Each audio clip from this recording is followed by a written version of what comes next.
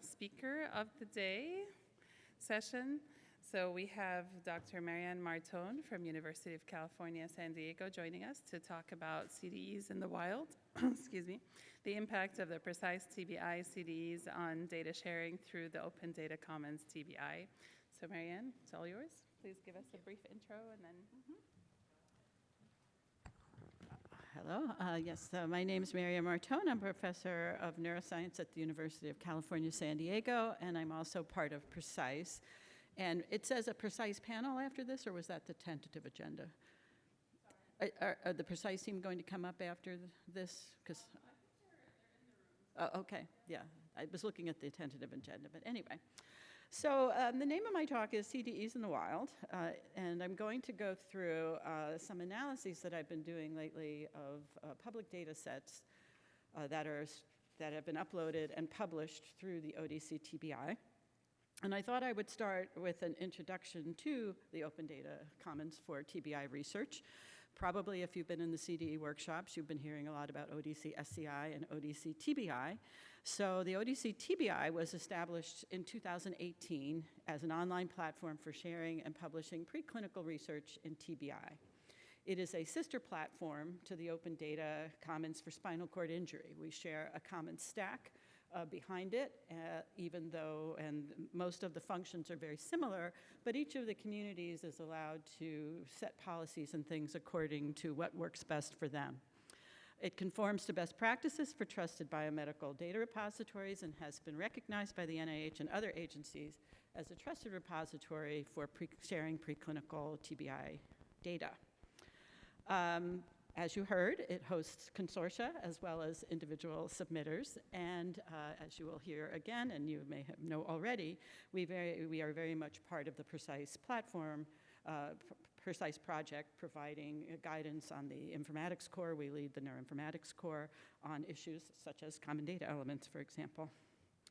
So how does it work? Just briefly, we have set this up basically as a mirror site to the ODC-SCI, which was set up with a lot of community input on how it is that researchers wanted to be able to share data. And it was decided, because neurotrauma data is sensitive data, that there should be some protected spaces where people could work on their data, but that there should be the capacity to be able to progressively share this data once it comes into the ODC with different groups. So the way it's set up is around a series of different spaces. Data that you upload is private to you, but you must be a member of a laboratory that has been set up and agreed to by a PI level investigator. So you belong to a lab. When you first upload it, the data is private to you. You share it with your lab, and most data is almost immediately shared with the lab if you look at that.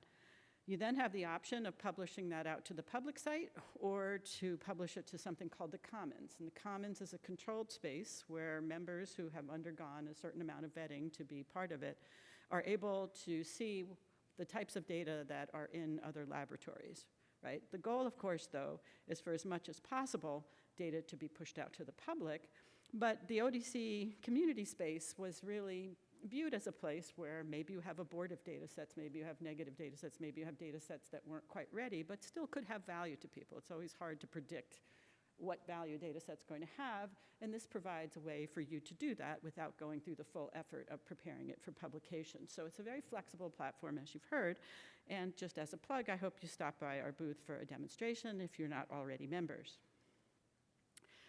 So as I mentioned, we're part of the PRECISE project, and we joined that, of course, because this was a golden opportunity to bring data sharing as a means of being able to improve rigor, reproducibility, transparency, and translation in TBI research.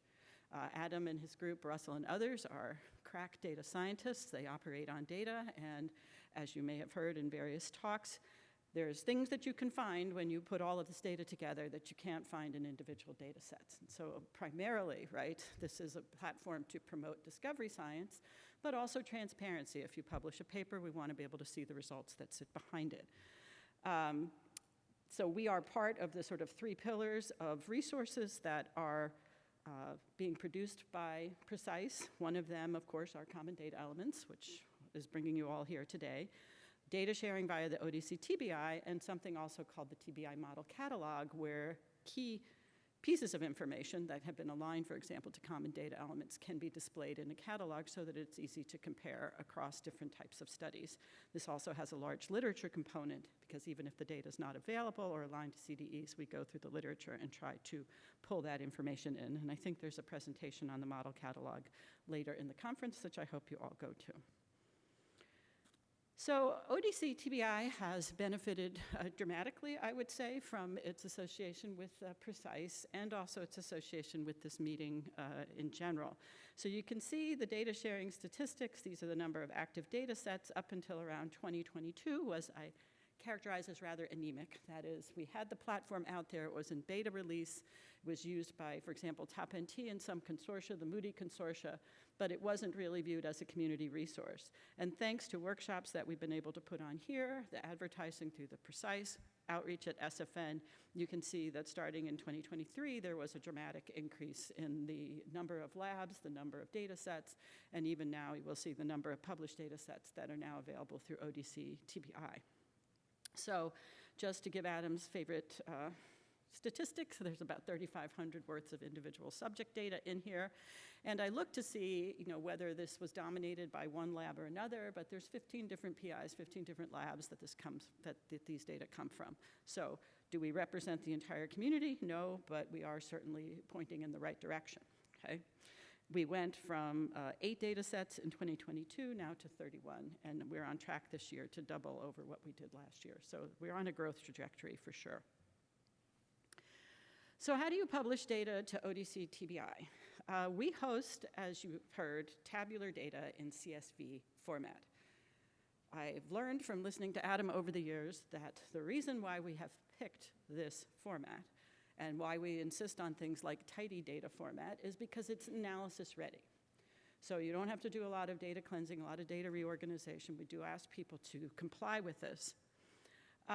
Public data, starting in 2023, however, also receives human and automated curation. So there are people on board, I see PJ over there, who is our managing editor, who does a lot of work with people who submit to try to work with them, to give them feedback, advice. Lex Malinga also is another one of our curators. And we have some tools that do basic quality checks. So we talked about the fact that we want high quality data, we look for missing values, repeated values, those sorts of things, and we provide feedback to the data submitter. I would say that unlike often our journal publishing process, it is collegial and customer service oriented. We want your data in, and we want to make sure that whatever we can do, like Brett, who talked earlier, anything that we can do to help get that data in, we are willing to do within the resources that we have available. So basically, I showed you how the ODC was organized, and the idea is that when you're ready to publish it to the public space, you request a DOI. At that point, a curatorial review is triggered, and the editorial review is triggered. Up until then, it's up to you what you want to do. We don't interfere. So it undergoes a curatorial review. We established an editorial board in 2023 where domain scientists, some from PRECISE, but also others in the community, do an editorial review. They look at it for fitness of purpose, but also, we're asking them to look to make sure there's certain metadata that's available. We then submit these revisions back to the author. Some of them are deal breakers. You have to have it in tidy format. You have to have a subject ID. But as you'll see, most of them are recommendations that we really want people to be able to follow. And, but we stop short of absolute requirements. We try to keep the absolute requirements as minimal as possible. So here's our editorial board, and I'm going to put a plug in the bottom there for anyone who would like to join the editorial board. We have a lot of young scientists. This is a very good way to increase your awareness of data and what goes into making a data set analysis ready. So if you are interested, please contact me or any member of PRECISE, and we'd be happy to consider you. Okay, so setting the ODC editorial policy was one of the first things that the editorial board did. We clearly, as being members of PRECISE, we support and we want to implement PRECISE recommendations as best we can. Data repositories like the ODC-TBI are often in the forefront of implementing standards. You heard about Open Neuro earlier and BIDS. Well, if you want to get your data into OpenNeuron, it has to conform to BIDs. You have to go through a validation check, and if you don't pass that validation check, you don't submit it, okay? So we, again, encourage various good practices, publication of data, use of CDEs, linking data to detailed methods. These are pillars of FAIR, right, that we have provenance, we have standards, and other things. But, as you've also heard, we must balance requirements against the effort required to prepare data for ODC-TBI. So we know that this is effort.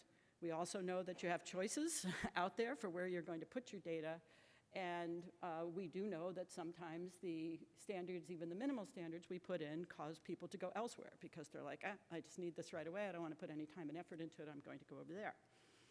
Now, the impact of the new NIH Data Management and Sharing Plan should make that less common if it is implemented the way it's supposed to be, which is you said you were going to put it in ODC-TBI, so we make a data management and sharing plan available so investigators can prepare for ODC requirements. And if you said you were going to do it and you deviate from that, I understood from HIBA and others, right, that they're going to ask you why. You said you're going to put it there, so being scared away by standards is not necessarily going to fly, but that all depends on the compliance. But also, we recommend that people understand, and the reason why NIH put this element in there, if you understand where your data is going to end up, it is easier to collect it in a way where you meet those requirements in the first place rather than scrambling and trying to do it post hoc. So we've made this ODC plan available. It's been viewed at least 1,000 times, so obviously it's very popular. Starting in 2023, we started to request certain study metadata elements be included in a data set description. So if you look at the reviewer template, it says, do they include the model type? Do they include the subject type? Do they include this information and that information? So it's a checklist. The editorial board was established shortly after we had the study metadata templates created, so they were going to be the ones that were going to serve as the reviewer.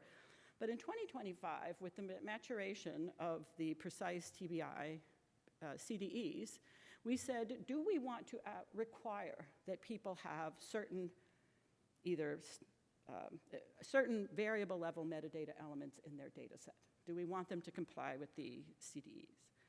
And the EB voted to recommend that all data sets have 8 core metadata elements, but not to require. And that was because in the wild, we get a lot of different types of data. We get human data that's de-identified, for which none of these things hold. We get derived data, we get all kinds of data. And if we put rigid validation rules like OpenNeuro does for BIDs, we would be kicking out a whole lot of data sets, right? So we said we want to, as much as possible, ask people to comply with this if possible, but if it is not possible, it is not necessarily a basis for rejection. And I think that that's one of the really important things that I'm going to emphasize at the end. When one says that something is required in an IT system, it has a very specific meaning. If you do not have it, you get an error, right? If you do not have it, you get rejected. It is not nice to have, right? It says, no, you are going to have this or you're not going to be allowed in. So we basically said we weren't going to do that. We also wanted to make sure we were aligning with ODC-SCI, our sister site. And as you'll see, some of the metadata elements that were recommended by PRECISE didn't exactly align up, and we had to kind of mush them together. So already, the people who love standards, who live by standards, said, well, we're going to have to deviate a little bit here because otherwise it won't work for us. So I did a little analysis of the completeness of study level metadata in the ODC-TBI. So this is study level, right? That sort of basic descriptive information, and we asked people to include it. The reviewers look at it. And you can see that before 2022, people were still doing okay. That is, they put this information in their abstracts because they're used to writing abstracts. Afterwards, the compliance was a little higher. We looked at 13 different elements, and we saw that people were almost at capacity. So having curatorial and editorial review does help. Sometimes people just leave out information and they don't know about it, and we ask them to put it in, and nobody objects. Because editing an abstract is second nature to people, right? There's no opening a form, there's no pull-down menus, there's nothing. It's like, just put that information, fine. You can do that, right, in minutes. So that's, sort of encouraging. And basically, as I've been mentioning before, we are really starting to have sets of tools, largely driven by these LLMs, where completely unstructured information can still be structured pretty well. by these agents. That is, a human being doesn't have to do it, but as I'll show you, there's a lot of advantage to having it structured when you want to create statistics and other things.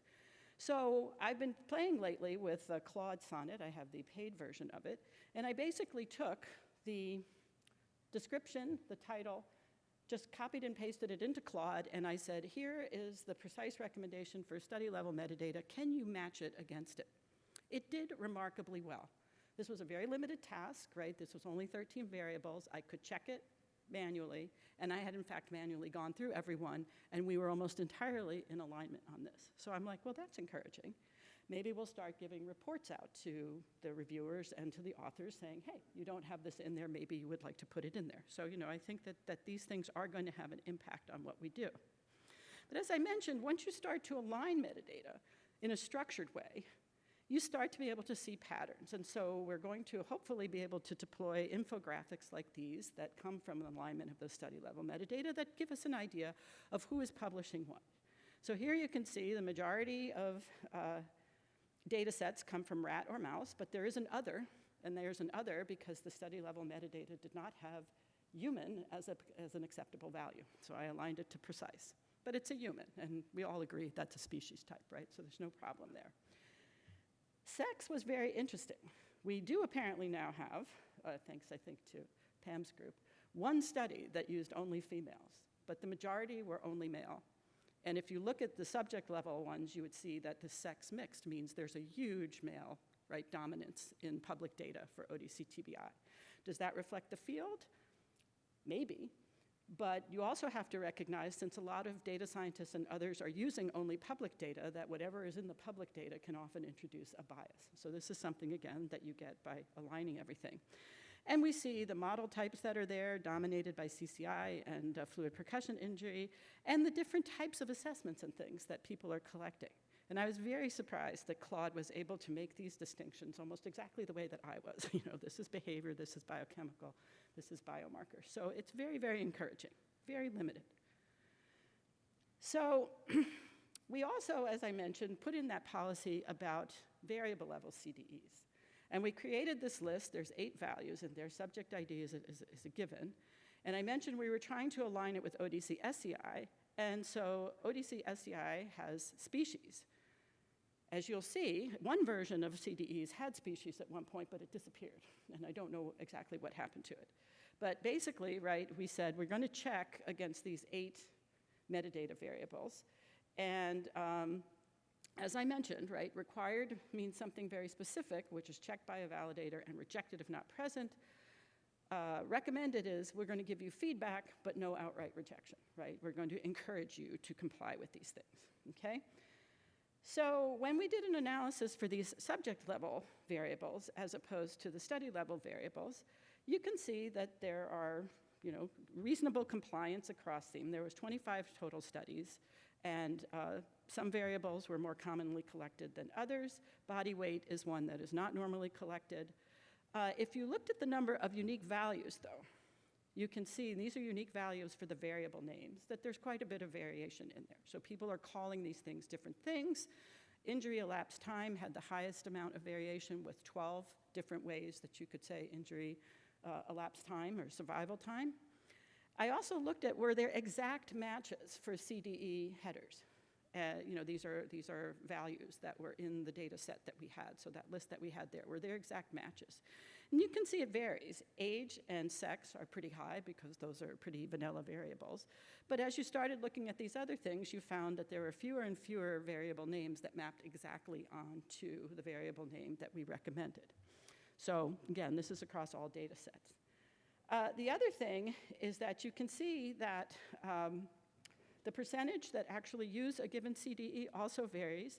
Doesn't mean that this information is not collected, because if you only use one species, you may have only put that as a study level metadata, so I didn't go and bother and do that. But I wanted to focus a little bit on the injury group assignment type, because that was in almost every data set. That was 96.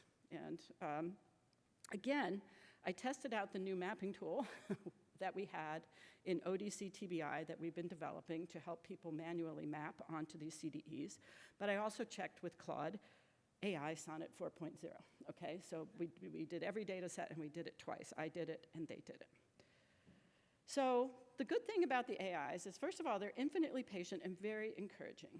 Claude absolutely loved dataset 1050. I think this is one of Zhang's dataset, and it says, this represents the gold standard for CDE compliant research, and it is the pinnacle of research standardization. Okay.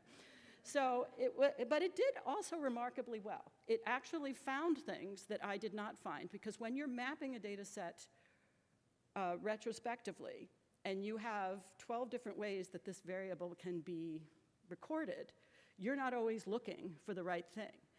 Surprisingly, or perhaps not surprisingly, one of the core variables, which was time, injury elapsed time, was often not with just the subject level ones all grouped at the top. But if you had 100 of these things in your data dictionary, you would have to scan down to 100 or know exactly what it was that you were searching for. So Claude actually plucked these things out in ways that I wasn't able to do, and we made a good team. There were also things where I wasn't sure, and I marked it going, I'm not sure. And Claude and I agreed to a T, right? So obviously when I interpreted it, it interpreted it as well, and you kind of feel a little confident there. So I do really think that these things are getting close to being something that we really can use, and we're going to test with this. Generating reports, people will get the encouragement from Claude because they can write all these nice things, and see if that helps improve the data that we get. And lots of benefits of harmonization. I just started this. I'm not a data scientist. Fortunately, Russell has joined me in this quest of looking what we have.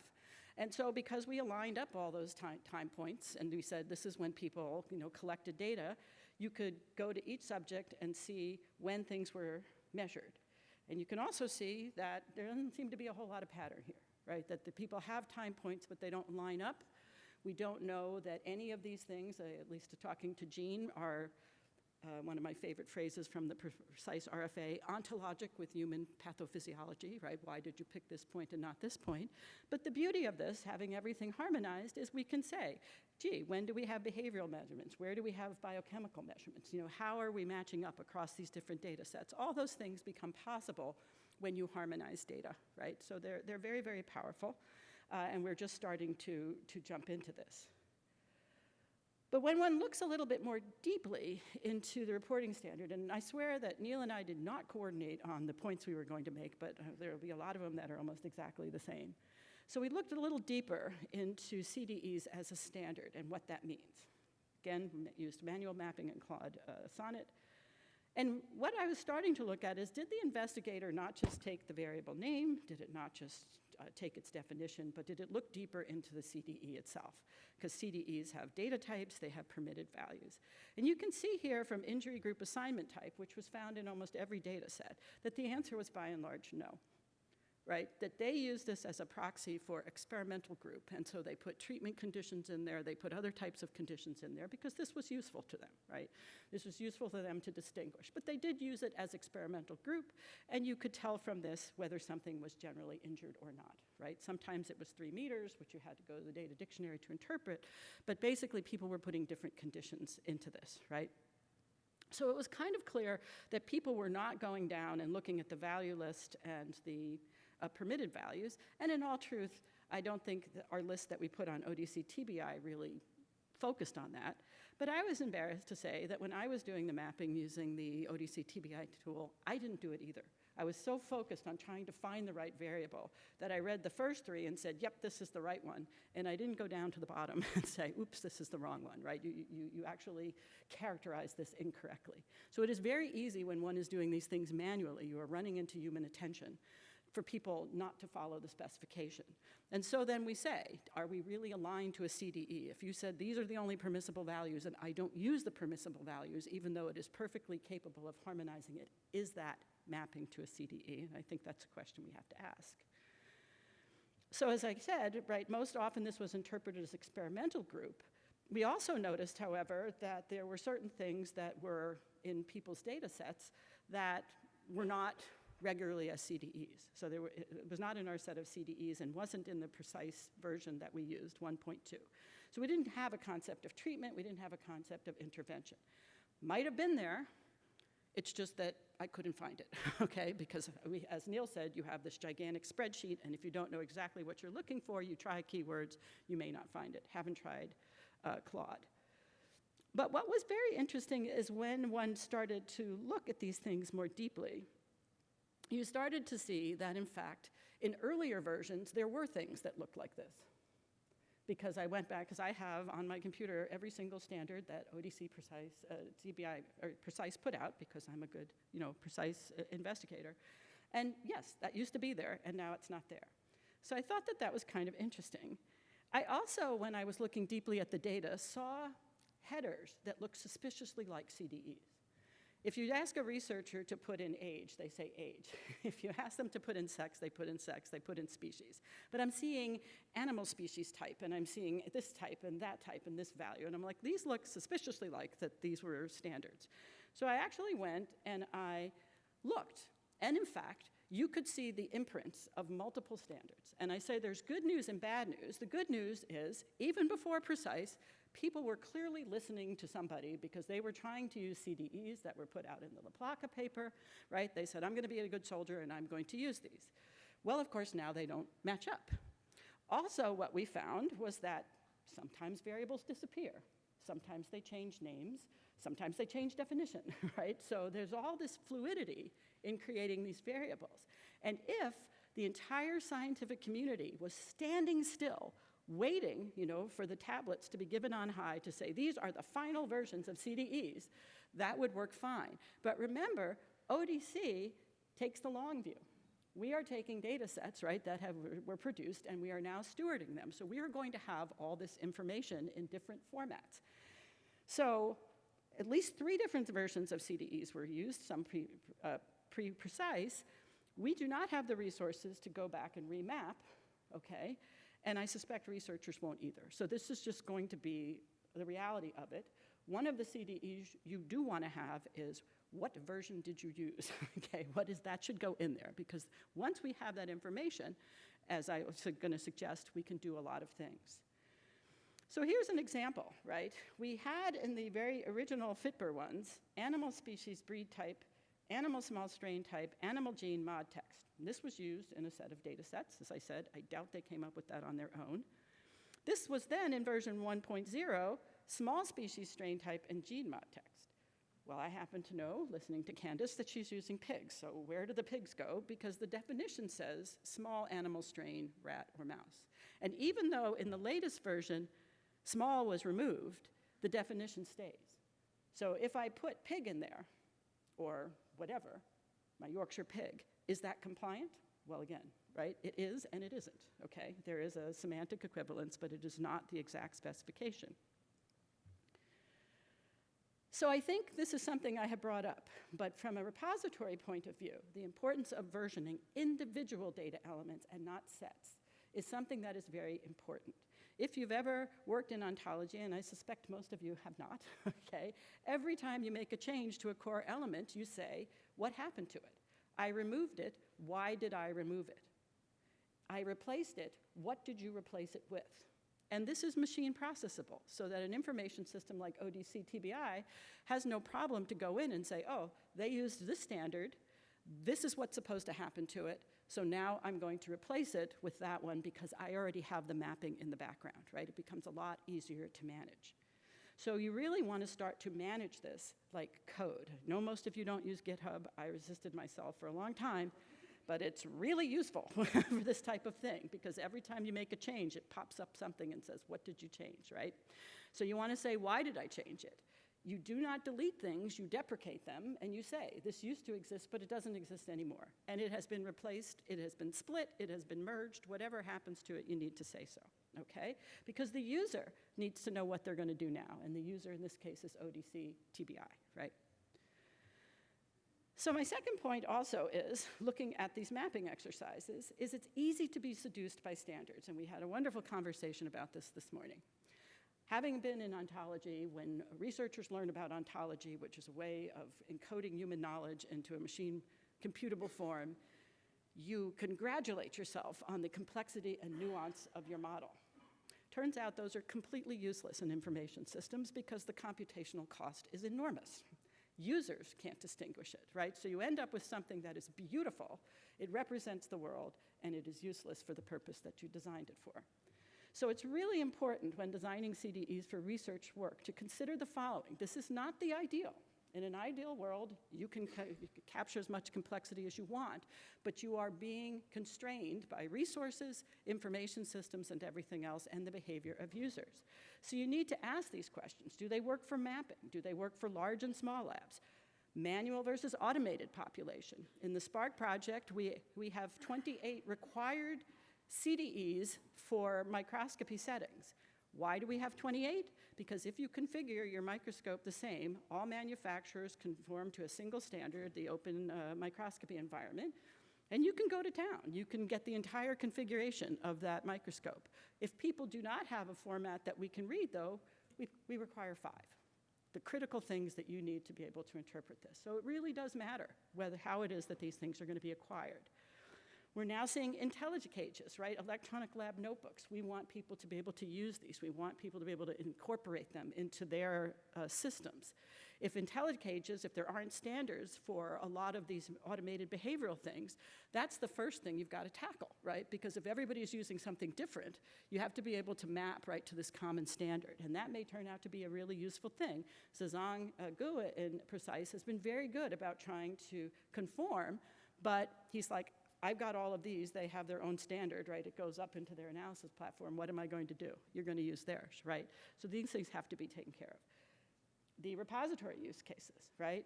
And I think most of all is how will a given user, whoever they are, interact with CDEs? What is the impact on their workflow? Because if you are taking a significant chunk of what they normally do and devoting it towards what you want them to do, you are in a losing battle, okay, unless the incentives or the punishments are really high. People just simply don't and they won't. So does it conform also, and we heard this earlier, to what they're used to? Experimental group is a good example. To use that with the current set of CDEs, you'd need 4 if intervention and treatment came back, for example. But they can do it in 1, experimental group, right? So it's better to conform to what they normally do because you're more likely to get it interpreted correctly and used. So I put my 2 favorite curves on this one. The first one you may have seen before. This is the technology hype curve, which I love so much. Every time there's a new technology, there's the peak of inflated expectations. This is going to solve all our problems. It's going to do everything. Then it crashes into the trough of disillusionment when you're like, wow, it wasn't as good as everybody said. But then the slope of enlightenment where you say, this is what it's good for, and you have this plateau of productivity, right? I see the same thing with, when people start anything. They're just like, wow, right? I can do all of this, and it's going to be great because everyone's going to do this. Then you're like, whoa, nobody's using my standard. And so you're like, well, I should give it up. But then you find out that if you made your standard a little bit easier to comply with, or you conformed it, as the case of BIDS, they actually went into the lab and said, how do you collect your data, and can we make it match, okay? You start to get much more compliance, right? And the other one, of course, is the law of diminishing returns. So we have seen this many, many times where if you confront somebody with a gigantic spreadsheet with 50 different variables, you'll lose a lot of people. If you confront them with maybe 10, okay, then you'll get those 10, and we get much more compliance. So it's always a trade-off. It's always a trade-off whether we like it or not. So this is an image from a paper that Abel and I published with a student on looking at the ODC-TBI for their compliance with their recommendations. And I think this is a very nice slide, right? So at the top, this part came with domain experts and the data experts, right? The domain experts are like, we need to know every single thing about this. The data experts are, we need your data, and we'll figure some of this other stuff out. This was actually based on a blog I read a long time ago when I was in ontology, where they said the world can be divided into the semantic purists who felt they could just tag and organize the world, and the chaotic nihilists who were the data scientists who said, no, if you just give me enough data, I'll figure out the world again. In fact, it's somewhere in the middle, right? And it's that sweet spot we're trying to get. But I know the process that Hiba and her team has designed, which is a good one, is to make sure you go back to the data, make sure you go back to looking at it. Are my CDEs fit for purpose? And I would recommend that you do that, not at the end, but all during your entire process. How is somebody going to use this? Who is going to use this? What is the barrier? Will it fit? Get that feedback so that your standard at the end is most likely going to be something which can be used. So then I just want to editorialize a little bit, and then I'll stop. which is one of the things that I have noticed over the years, and I am happy to say I've spanned pretty much the entire history of neuroinformatics, is that there's been a lot of effort to get researchers to think about their data differently, to think about it as a product that can be published, to think about it as something of value, not something, right, that you just append onto a supplementary file, but something that is attended to. You put attention and time into preparing it to publish it. You want it to be reused. You want that reuse to be rewarded. But I'm finding this very big disconnects, right, between, again, the way that the research community views these things and the way those of us who are like, yes, we just have to cite data. Yes, we just have to do this.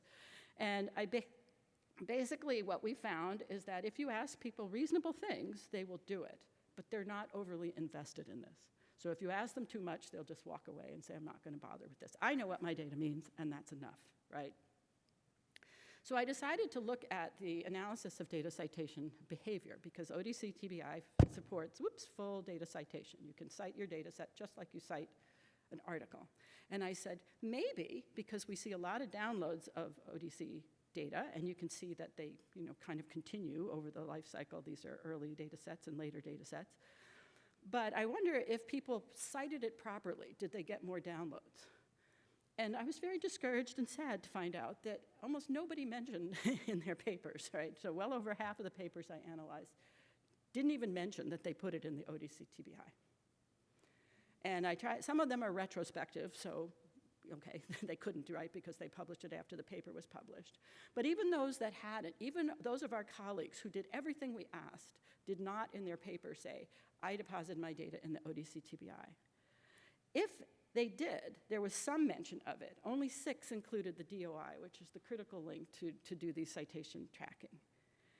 And when we look in the ODC, as you saw from Neil, you can put links into the ODC, and only 19 out of 29 papers put in the link to the originating publication. Now, it is not an easy thing to do because there's mismatched publication times and other sorts of things, so it requires effort. And clearly, again, this was not something on people's minds. I don't think most of them said, no, I won't. It's just they didn't know how, and a lot of things have to happen asynchronously.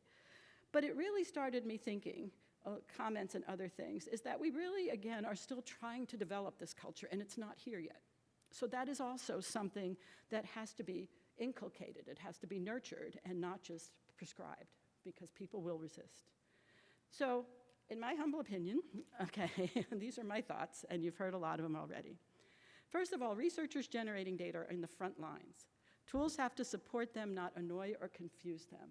We need their data to be accurate, and we need as much metadata as we can possibly get, enough context. I will take it in whatever form I can get it. If structured is the best way, it should be structured. If a protocol is the best way, it should be a protocol. Whatever it is that is useful should be done, because if we have it, we can always go back and restructure this. If we don't have it, it's gone, right? I talked to somebody from the National Archives once. He said one of the biggest problems that he saw groups make, and I wish I had asked if I could quote him on it. He said one of the biggest problems that groups getting together make is they overspecify the metadata, and then they end up with no metadata. Whereas if they just said, give me a document with all your metadata, they would at least have something, right, that could be used, waiting for Claude and other AIs to come and get it. Again, researchers are generally not data literate, and I don't mean that you don't know your data, you know it best of all, but the practices of what data science is, how does one handle data, how does one structure it, this is not something you should know, right? Because this is a whole skill set, it's a whole discipline unto itself. And again, I think it strikes me how many times in consortia that I've been there where they all get together and they're like, oh yes, we need to have this, we need to have this, we need to have this, we need to have this. But when we actually get the data from them, they don't include it. So it's either that required means something different. It's usually required if relevant, first of all, and it's not always relevant. But as I said, this has a very specific meaning in information systems, right? Unless you can put rules in there and what have you, it means you didn't satisfy this criteria, you're out. But to researchers, I often think this is required for thee, but not for me, right? Because I already know this about my data. If I want to understand your data, I need to know all of this. So there is this disconnect.